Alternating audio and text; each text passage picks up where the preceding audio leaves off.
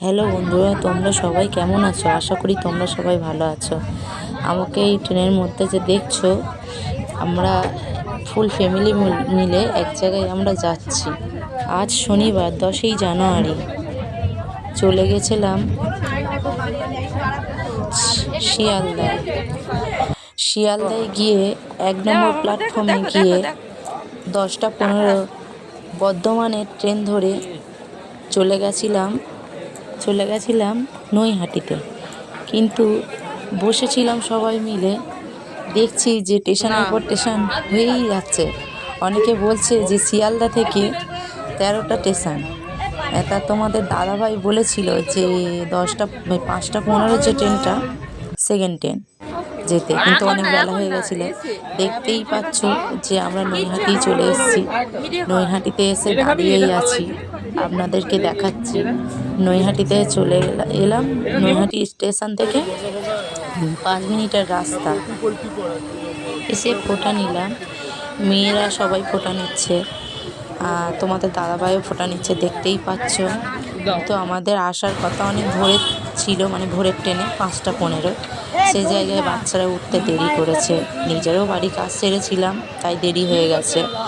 তোমাদের দাদাভাই ফোঁটাটা নিয়ে গঙ্গার দিকে আমাকে নিয়ে চলে গেল। আমি বললাম গঙ্গায় গিয়ে হাত মুখ ধুয়ে মাথায় জল ছড়া দিয়ে ডালাটা কিনতে যাব। কিনে নিয়ে লাইনে দাঁড়াবো। তোমরা তো দেখতেই পেলে আমি গঙ্গায় গিয়ে হাত মুখ ধুচ্ছিলাম, কিন্তু ডালা কেনার আগে লাইনে দাঁড়াবার আগে তোমার দাদা ভাইয়ের সঙ্গে একটা অঘটন ঘটে গেল। হ্যাঁ, সেটাই তোমরা দেখতেই পাবে এক্ষুনি। কিন্তু আমার ওখানেও অনেকটা লেট হয়ে গিয়েছিল। তোমাদের দাদাভাইকে বলেছিলাম যে তোমার শরীরটা খারাপ, স্নান করবে, কিন্তু তোমার দাদাভাই আমার কথা শুনলো না। তাই মুখ হাত পা ধুতে গিয়ে তোমার দাদাভাই পড়ে গেল। আমি বললাম যে তোমাকে আমি বললাম বড়মার পুকুরে তুমি চান করে এসো, কিন্তু তোমাদের দাদাভাই শুনলো না। হাসছে আমার দিকে, বলছে চানটা করলেই যে ভালো হতো। প্যান্ট ট্যান্ট ভিজে কি অবস্থা হয়ে গেছে তোমরা দেখো। তারপরে এই যে যাচ্ছি ডালা নিয়ে, এত বড় লাইন আর শেষ হচ্ছে না। 3 কিলোমিটার লাইন, 3 কিলোমিটার লাইন দিতে মানে যেতে যেতে লাইন আর শেষ হচ্ছে না। যেতে যেতে দেখছি যে আর কত দূর যেতে হবে, এখনও লাইন শেষ হচ্ছে না। আর এগিয়ে যাচ্ছে, শেষ আর হচ্ছেই না।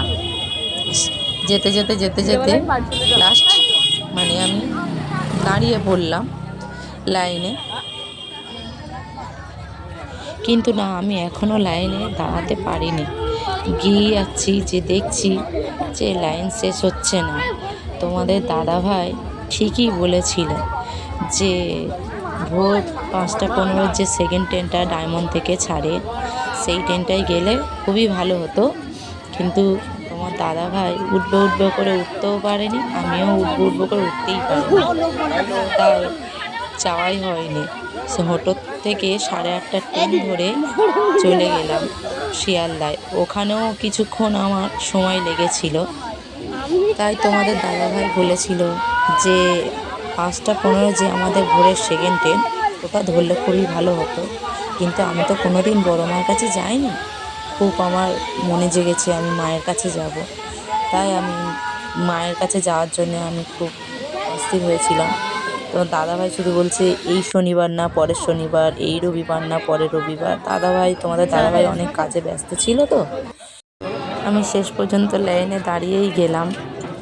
দাঁড়িয়ে যাচ্ছি, তোমার দাদাভাইকে দেখাচ্ছি। তোমার দাদাভাই হাসছে, বলছে আর কত লাইন দিতে হবে, আর বড় মার কাছে আমরা কখন যাব, কখন বড় মাকে দেখবো। তোমার দাদাভাই হাসছে লাইন দিতে।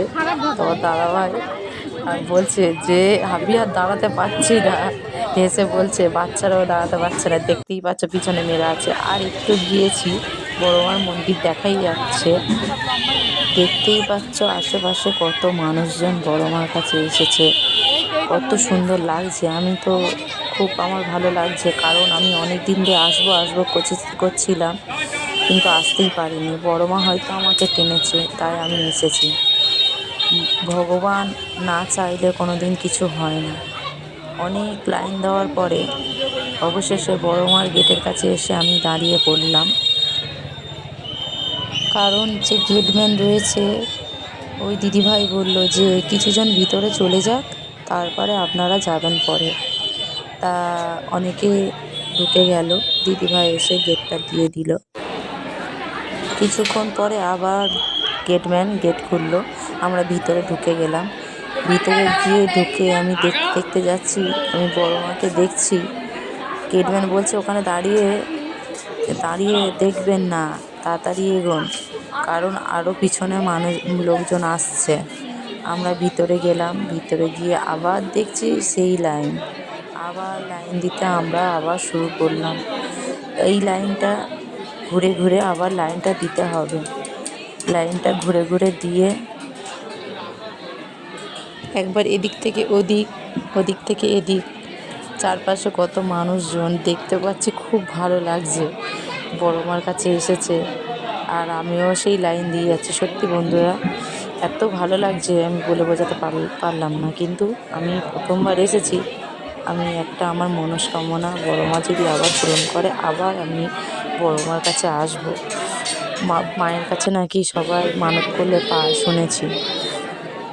বড় মার কাছে যাওয়ার আগে আমার মাথায় ঘুমটাটা দিয়ে দিলাম, ডালাটা মাথায় নিয়ে নিলাম, মাথায় দিয়ে বড় মার কাছে আবার চললাম। অবশেষে বড় মাকে আমি দর্শন করলাম। ধর্ম হোক যার যার, বড় মা সবার। বড় মা সবার মঙ্গল করো তুমি। জয় বড় মার জয়, জয় বড় মার জয়।